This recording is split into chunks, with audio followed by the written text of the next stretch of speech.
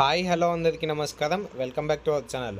రైతు బంధు డబ్బులు రైతుల ఖాతాల జమ అవుతున్నాయి. గతంలో చూసుకున్నట్లయితే 5 ఎకరాల లోపు ఉన్న రైతులకైతే రైతు బంధు అయితే జమ అయిందనమాట. ఎకరానికి 5,000 చొప్పున 25,000 రూపాయలు మన ఖాతాలో జమ అయినట్లయితే కాంగ్రెస్ ప్రభుత్వం అయితే తెలియడమే జరిగింది. అలాగే ఇప్పుడు కనుక చూసుకున్నట్లయితే మనకి 5-15 ఎకరాలు ఉన్న రైతులకైతే రైతు బంధు అయితే జమ అవుతుందన్నమాట. ఈ 5-15 ఎకరాలు ఉన్న రైతులకు ఎప్పటి నుంచి స్టార్ట్ అవుతాయి రైతు బంధు జమ అవటమో ఎప్పటి నుంచి స్టార్ట్ అవుతాయి అనేది నేనైతే వీడియోలో తెలియజేస్తాను అనమాట.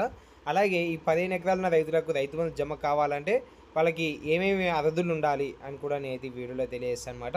మనకైతే ఎప్పటిలోగా పడతాయి అంటే ఈ 15 ఎకరాల లోపు ఉన్న రైతులందరికీ అయితే ఎప్పటిలోగా రైతులందరికీ వేస్తారు డబ్బులు అని కూడా అయితే వీడియో తెలియడమే జరుగుతుందన్నమాట. ఈ వీడియోని అయితే పూర్తి వరకు అయితే చూడడానికి అయితే ప్రయత్నించండి. అలాగే మీరు కనుక మన ఛానల్కి మొదటిసారి వస్తే ఒక సబ్స్క్రైబ్ అయితే చేసుకోండి అనమాట. అలాగే ఈ వీడియోని ఇప్పుడైతే ఒక లైక్ అయితే చేయండి. అలాగే ఈ వీడియోని మీ తోటి రైతులకు కూడా షేర్ అయితే చేయండి అనమాట. వాళ్ళు కూడా ఈ యొక్క సమాచారాన్ని అయితే తెలుసుకోవడం అయితే జరుగుతుంది. టాపిక్లకు కనుక వెళ్ళిపోయినట్లయితే మనకైతే మార్చి 15 నుంచి అయితే మనకైతే ఈ యొక్క రైతు బంధుని అనేది స్టార్ట్ చేయడం అయితే జరుగుతుంది. అలాగే మనకి ఎలక్షన్స్ కూడా అయిపోతాయి అన్నమాట. ఎలక్షన్స్ అయిపోగానే మనకైతే మార్చి 15వ తారీఖు నుంచి అయితే మనకైతే రైతు బంధు జమ చేస్తున్నట్లయితే కాంగ్రెస్ ప్రభుత్వం అయితే తెలియడమే జరుగుతుందన్నమాట. ఇది ఒక రైతులకైతే ఒక గుడ్ న్యూస్ అనేది తెలియడమే జరుగుతుంది.